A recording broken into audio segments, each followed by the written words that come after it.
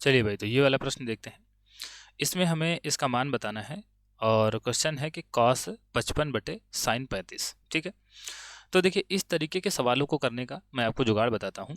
अगर कभी भी साइन लिखा है और उसके नीचे कॉसेक लिखा है ना, आपको याद रखना है कि भाई साइन का भाई क्या होता है, साइन का भाई जो होता है वो कॉस होता है ना, साइन का भाई कॉस होता है। इसी तरीके से टेन का भाई कॉट और सेक का भाई कॉसेक होता है ना। तो अगर ऊपर लिखा है कॉस नीचे लिखा है साइन, या फिर ऊपर लिखा है साइन नीचे लिखा है कॉस, है ना, और इन दोनों के जो थीटा है, जैसे यहाँ पर कॉस का थीटा क्या है 55 डिग्री और साइन का थीटा क्या है 35 डिग्री। अगर ऊपर कॉस लिखा है और नीचे उसका भाई लिखा है, इसी तरीके से अगर ऊपर टेन लिखा हो नीचे कॉट लिखा हो, या फिर ऊपर सेक लिखा हो नीचे कॉसेक लिखा है, और अगर इन दोनों के थीटा का योग अगर 90 हो रहा है, तो ये दोनों कट के क्या हो जाएंगे, एक हो जाएंगे। हमेशा यही होगा, है ना, हमेशा यही होगा, तो आपको याद रखना है।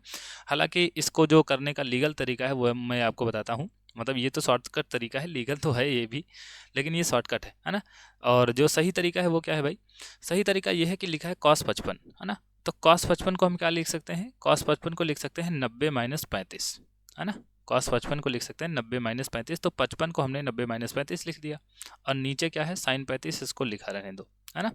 अब देखो 90 में से कुछ भी घट रहा है तो थीटा बदल जाता है, तो साइन का निकलेगा कॉस, अरे कॉस का निकलेगा साइन, है ना, कॉस का निकलेगा साइन।